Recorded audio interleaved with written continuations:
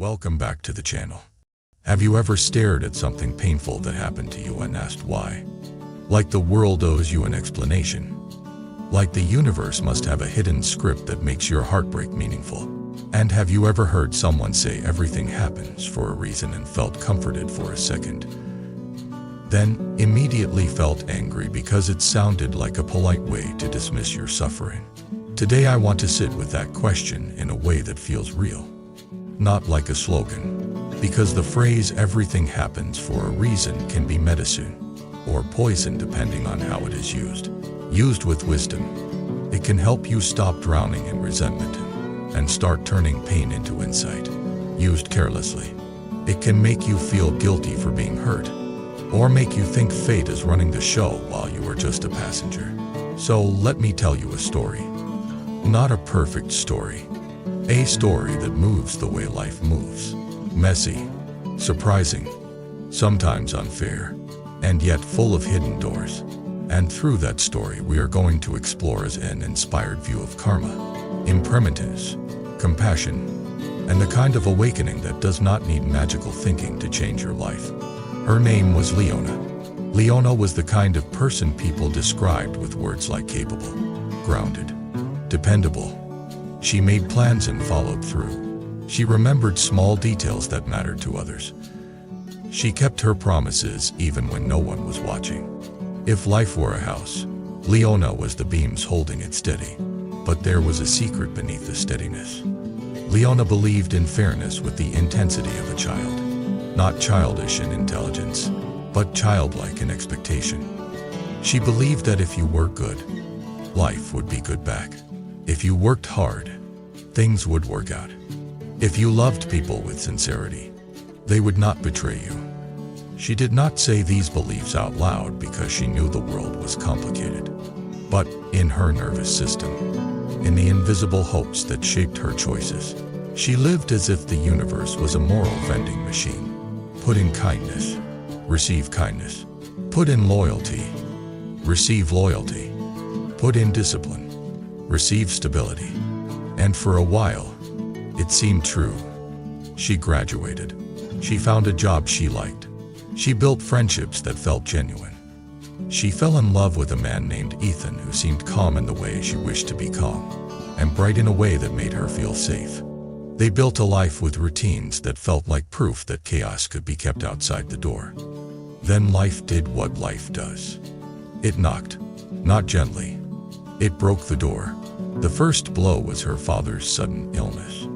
Not a slow fade you can prepare for, but one of those fast shifts that makes you realize how quickly normal can disappear. Hospital rooms, late night calls, a family trying to look brave while fear moves like cold water through everyone's veins. Leona stepped into responsibility as naturally as breathing. She organized schedules, drove to appointments, handled paperwork, brought meals, checked medication. People praised her strength. She smiled and kept moving. Then came the second blow. Her company went through a restructuring. Her department, the one she helped build, was cut. She was laid off with a polite email and a severance package that felt like an insult wrapped in professional language. Leona told herself to stay calm. She updated her resume. She applied for jobs. She kept showing up for her father. She kept showing up for Ethan. She kept showing up for everyone. Then came the third blow, the one that cracked something deeper. Ethan told her he wanted to take a break. He said it softly, like he was trying to spare her, as if heartbreak is gentler when delivered with careful tone. He said he felt lost. He said he was not sure what he wanted. He said he loved her but needed space. Leona heard the words, but her mind could not make them real. She had been loyal. She had been supportive. She had been steady. She had been good. In her inner world, goodness was a contract. So her first response was not anger. It was confusion, like being handed a bill for a meal you never ordered. Her father in the hospital. Her job gone. Her relationship dissolving. Within weeks, the life she built was unrecognizable. That is when the phrase "everything happens for a reason" started chasing her. Friends said it, trying to comfort her. Family members said it, trying to make the pain feel less random. Even strangers online said it, turning suffering into a quote. At first, Leona wanted to believe it, because if there was a reason, then the pain had a shape. If there was a reason, then the universe was not cruel, just mysterious. If there was a reason, then she was not unlucky, just being redirected.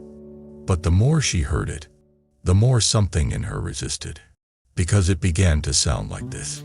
Stop feeling, stop questioning, stop grieving, just accept. And Leona was not ready to accept a universe that treated her like a toy in a cosmic game. One night, after visiting her father, she drove home and pulled into a parking lot near a small community center because she could not stop crying. She sat in the car, forehead against the steering wheel, and felt something that scared her. Not just sadness, meaningless. If there is no fairness, what is the point? If love can leave, what is the point? If effort does not protect you, what is the point? She did not want to think those thoughts, but they came anyway. Like a storm does not ask your permission to arrive. She noticed a small sign near the entrance of the community center. It advertised a weekly sitting group. No religion required. Silent meditation and discussion. Leona did not consider herself spiritual. She had tried yoga once and felt awkward. She had read a few books about mindfulness and thought they were interesting but not urgent. But that night, urgency was the only thing she had. She needed something that could hold her mind without lying to her. So she went in. The room was simple. Chairs in a circle. A few people sitting quietly. No performance. No pressure. At the front was an older woman named Mio, with hair streaked gray and eyes that looked like they had seen pain and survived without becoming bitter. Leona sat down, still shaking inside. The group sat in silence for a while. At first, Leona hated the silence. It made her thoughts louder. But after a few minutes, something softened. Not because the pain vanished, but because she stopped trying to escape it. When the sitting ended, Mio invited anyone to share. Leona surprised herself by speaking. She said, "I keep hearing that everything happens for a reason. But right now it feels like everything is happening for no reason at all." Mio did not rush to fix her feelings. She nodded slowly. Then she said, "There are two kinds of reason. The reason we imagine, and the reason we can practice." Leona frowned.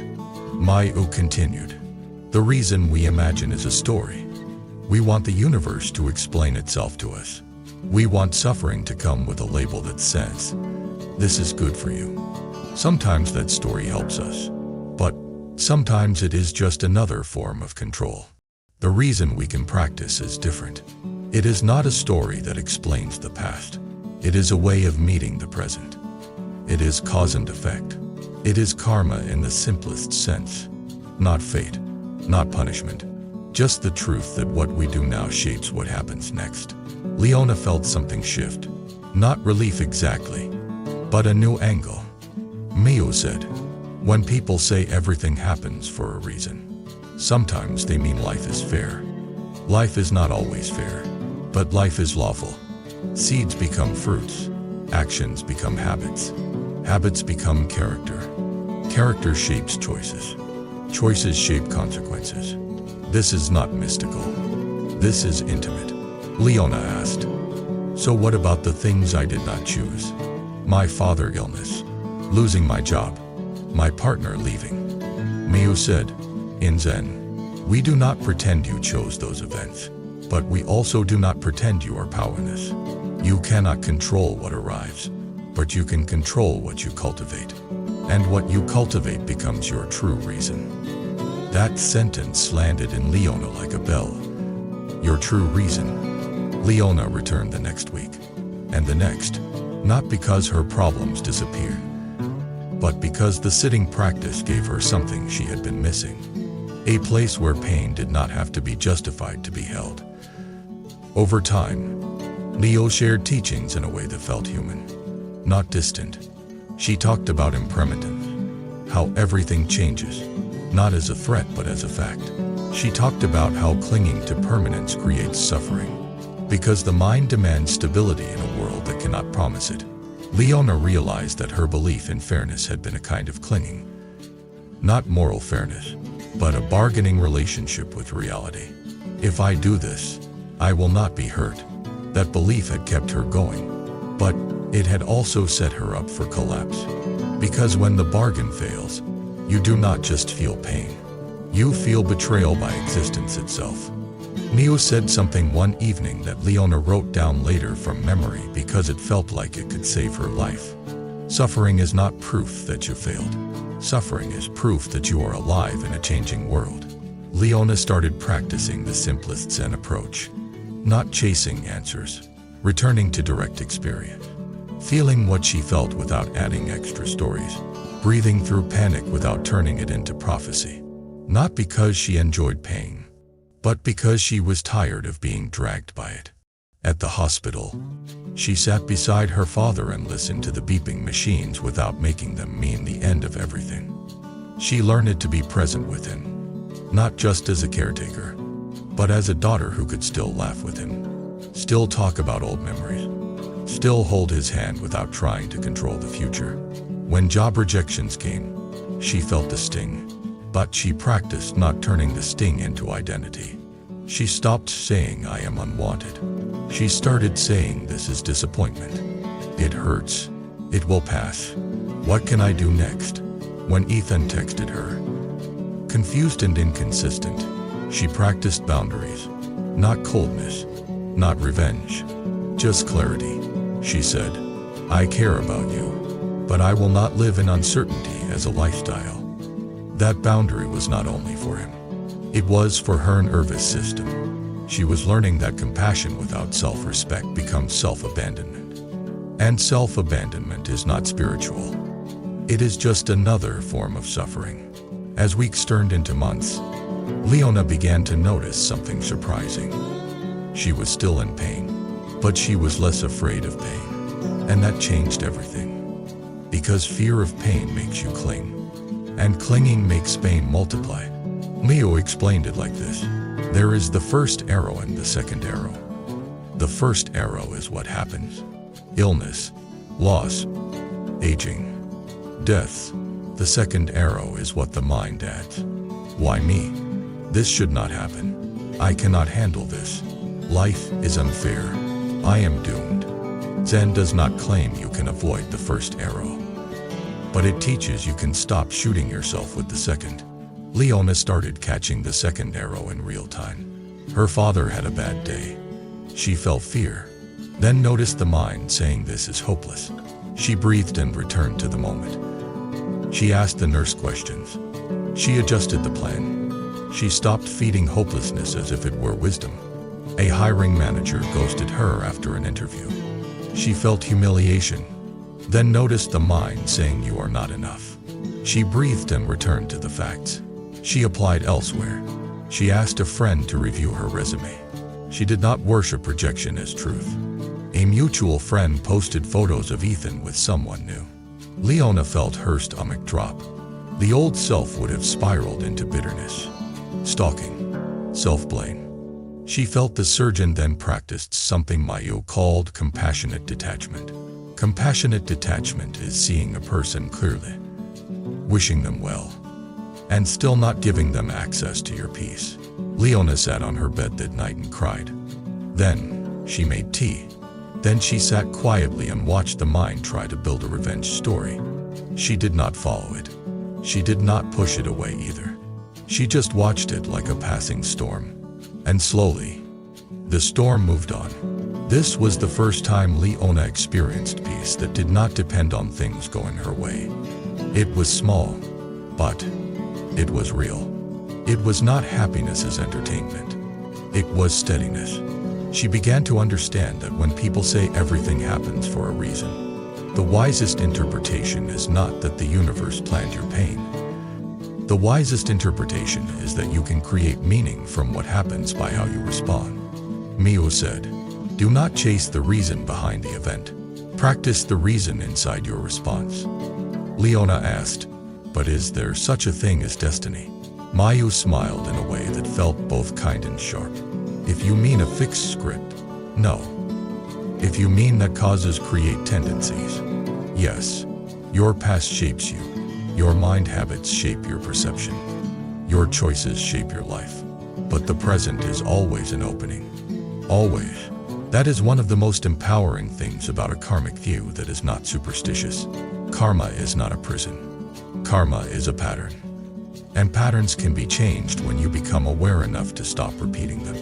Mayona began to see her own patterns more clearly. Her pattern of trying to be the strong one. Her pattern of avoiding asking for help. Her pattern of tying worth to usefulness. Her pattern of believing love must be earned through sacrifice. Those patterns were not random. They came from her upbringing. A family that praised achievement, minimized emotion, admired endurance. Leona had learned to survive by being capable. Now she had to learn to live by being honest. One evening she confessed to Mior, "I think I am afraid that if I am not useful, I will not be loved." Mayu nodded and said, "That fear will try to control your whole life if you let it. It will make you serve people who do not serve you. It will make you accept crumbs because you are grateful for being noticed. It will make you call exhaustion a virtue." Then Mayu asked, "What would it feel like to be worthy without performance?" Leona did not know. And that was the point. Awakening often begins when you realize you do not know how to live without your old coping mechanisms. The old ways feel like identity. Letting them go feels like death. But the death is not of you. It is of illusion. Leona practiced being less useful on purpose. Not irresponsible. Just less compulsive. She let a message wait before replying. She let someone else choose the restaurant. She let her apartment be a little messy without punishing herself. She said no to a favor when she had no energy. Each time, her nervous system screamed, "You will be rejected." And each time, she survived. That is how karma rewires. Through lived evidence. Meanwhile, her father's health fluctuated. Some days looked hopeful. Some days were terrifying. Leona learned to meet each day as its own day. This is a quiet Zen skill. Not living in the fantasy of permanence. Not living in the panic of worst case. But living in what is. She began reading about Zen. Not to collect ideas, but to find language for what she was practicing. One teaching struck her deeply. The idea that the self is not a solid object, but a process. The self is made of thoughts, feelings, memories, habits, and stories that change.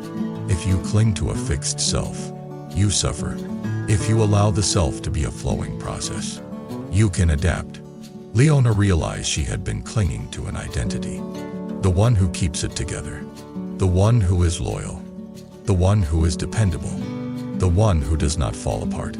But when life stripped her external stability, that identity became a burden. She felt ashamed for being human. She judged herself for crying. She judged herself for feeling lost. She thought she was failing at being herself. Mio told her, "You are not failing at being yourself. You are meeting yourself without your costume." That line stayed with Leona, because it suggested something radical. Maybe the breakdown was not punishment. Maybe it was unveiling. Not everything happens for a reason in the sense of cosmic planning. But everything can become a reason in the sense of awakening. Time passed. Leona found part-time work first, then a better role later. Not the same career path she imagined, but one that used her skills in a healthier environment. She made friends there who did not see her as a machine. They invited her to talk, to laugh, to be imperfect. Her father eventually stabilized enough to come home. He was changed, weaker physically but softer emotionally. One afternoon, he told Leona something he had never said before. "I am sorry I taught you to be strong instead of teaching you to be gentle with yourself." Leona felt tears come up. But this time, they were not only sadness. They were release. She realized some of her suffering came from carrying an inherited belief that tenderness was weakness. Now she was learning tenderness as wisdom. Ethan, meanwhile, tried to return. He sent a message that sounded like regret. He said he missed her. He said he was confused. He asked if they could talk. The old Leona might have jumped at the possibility, not because she truly wanted him, but because she wanted the story to be repaired. She wanted the universe to return what it took so the moral contract would feel valid again. But Leona was not the old Leona. She met him for coffee. She listened calmly. She felt compassion for his confusion. She also felt clarity. She said, "I do not hate you, but I am not available for a relationship that depends on your uncertainty. I wish you well." Ethan looked shocked, then defensive, then sad. He asked, "When did you become so cold?" Leona answered gently, "I am not cold. I am awake enough to stop abandoning myself." That moment was one of her quiet victories, not because she rejected him, but because she chose herself without cruelty. That is mature karma. It is action rooted in wisdom, not reaction rooted in pain. Afterward, she sat in her car and noticed something. The mind did not immediately spiral into what if. The mind did not chase him. The mind did not punish her. There was grief. Yes, because endings still hurt. But there was also peace. A peace that did not need him to approve. A peace that did not need the past to change. Now, here is where the question comes back. Everything happens for a reason. Leona eventually shared her story with someone new. A friend at work who was going through a breakup and kept repeating that phrase like a mantra. Leona listened, then said something that surprised both of them. "I do not know if everything happens for a reason, but I know I can choose a reason to live by after everything happens." Her friend asked what she meant. Leona explained it in plain language. Sometimes terrible things happen because bodies get sick and systems fail and people make selfish choices. Sometimes good things happen because of timing and help and effort. The universe is not a personal storyteller, but my response can become my teacher. My response can become my practice. My response can become the reason I grow. This is the heart of a Zen approach. Zen does not promise you a fairy tale explanation for suffering. Zen offers you a path to stop adding unnecessary suffering on top of what already hurts. Zen offers you a practice of meeting life directly. Not through fantasy, not through bitterness, not through denial. So what is karma in this view? Karma is not a cosmic judge keeping score. Karma is the momentum of mind and action. If you respond to pain with hatred, hatred grows. If you respond to pain with numbness, numbness grows. If you respond to pain with presence, presence grows. If you respond to pain with compassion, compassion grows. And what grows becomes your life. That is why the question is not only why did this happen? The question is what am I going to cultivate now that it happened? There is another layer here that Maya brought up in one of the group discussions. She said, many people use the phrase everything happens for a reason to avoid grief. But grief is not your enemy. Grief is love that has lost its place to go. If you skip grief, you do not become enlightened. You become blocked. You become brittle. You become the kind of person who smiles while secretly drowning. Leona learned to grieve without drowning. She learned to feel sadness and still take the next step. She learned to feel anger and still speak with integrity. She learned to feel fear and still breathe. That is the practice. And as she practiced, she began to notice something else. Her suffering had softened her toward others. Before, she was helpful but slightly impatient inside. She judged people who were messy. She admired discipline and quietly looked down on those who could not keep it together. Not openly, but subtly. After her breakdown, she could not hold that judgment anymore, because she knew what it felt like to be the one who could not keep it together. She knew what it felt like to smile in public and cry in private. She knew what it felt like to feel ashamed for needing help. Her heart became more compassionate, not as a personality trait, but as a lived understanding. This is one of the strange gifts of suffering when met with awareness. It can expand compassion. It can break arrogance. It can turn spiritual ideas into human reality. Leona started volunteering at a local support group for caregivers, people caring for sick parents, partners, children. She did not go there to teach. She went to listen. She went to be with others in the kind of pain that cannot be solved with slogans. One night a woman in the group said, "I keep asking what the reason is. Why did this happen to my child?" The room went quiet. No one had a satisfying answer. Leona spoke softly, not as authority, but as someone who had been inside that question. "I do not know why, but I know your love is real, and I know you are allowed to be angry, and I know you are allowed to grieve, and I know you can still choose how you show up. One day at a time." The woman cried. Others cried. It was not a solution. It was compassion. Sometimes compassion is the only honest reason available. Afterward, Leona walked home understreeted, thinking about how different she felt from the person she used to be. She used to crave certainty. Now she craved sincerity. She used to chase reasons like trophies. Now she practiced meaning like breath. Mio once told her, "The mind that needs an explanation is often the mind that fears uncertainty." But uncertainty is not a flaw in life. It is life. Leona began to see that the desire for a grand reason behind everything was also a subtle refusal to accept impermanence. If you believe everything is perfectly planned, you can pretend randomness does not exist. You can pretend loss is always compensated. You can pretend you are safe if you behave correctly. But the more honest spiritual path does not promise safety. It promises freedom. Not freedom from pain, but freedom from the chains you wrap around your pain. Leona learned to ask better questions. Instead of "Why did this happen to me?" she asked, "What is this teaching me about my attachments?" Instead of "What is the universe trying to say?" she asked, "What is my inner voice trying to say?" Instead of "How do I get back to who I was?" she asked, "Who am I becoming through this?" Those questions did not erase suffering, but they turned suffering into compost. And compost becomes growth. Now I want to speak to you directly for a moment. Because if you are watching this, there is a chance you are carrying your own version of Leona's storm. Maybe you lost someone. Maybe you lost a relationship. Maybe you lost your health. Maybe you lost a dream.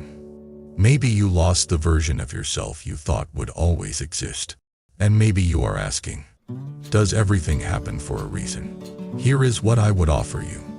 Not as an absolute answer, but as a practice you can test in your life. Some events do not come with a reason you can understand. Some events are just the collision of condition. Bodies get sick. People change. Systems collapse. Accidents happen. That is not a moral story. That is existence. But your response can become your reason. Your response can become your path. Your response can become your awakening. If you respond with bitterness, you will feel like a prisoner even if life improves. If you respond with denial, you will feel numb even if life becomes easier. If you respond with presence, you will feel grounded even when life is unstable. If you respond with compassion, you will feel connected even when you are grieving. This is karma in the most practical sense. What you feed grows. What you repeat becomes you. And this is where Zen becomes incredibly useful. Zen does not ask you to believe in a universe that always makes sense. Zen asks you to return to what is true right now. Breath, body, moment, action, intention. Zen asks you to stop demanding that life explain itself before you allow yourself to live. Leona did not find a cosmic reason for her suffering, but she found a human reason to continue. She found that her pain made her more compassionate. She found that her loss made her more honest. She found that her uncertainty made her more present. She found that her heartbreak made her wiser about love. She found that her collapse made her gentler with herself. And in that sense, yes, everything happened for a reason. Not because it was designed, but because she practiced turning it into wisdom. There is one final scene I want to leave you with. A year after the worst of it, Leona returned to the community center on a day when the sitting group was smaller than usual.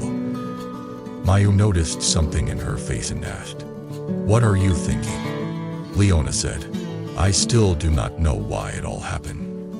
But I am not angry at life the way I used to be." Mayu smiled. She asked, "What changed?" Leona answered, "I stopped trying to negotiate with reality. I started practicing with it." Mayu nodded slowly and said, "Then you found the reason that matters. That is what I hope you take from this. Not a slogan. Not a forced optimism. A living practice. If you are in pain, you do not need to pretend it is a blessing. If you are confused, you do not need to pretend you understand. If you are grieving, you do not need to rush into meaning. But you can choose your next breath. You can choose your next action. You can choose the kind of person you become in the middle of what you cannot control. And that choice is a powerful kind of reason.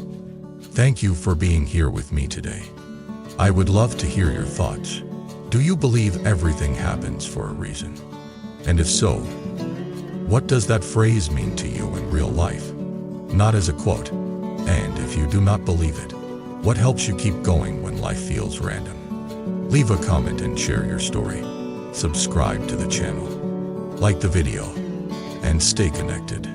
Because these conversations are not just content.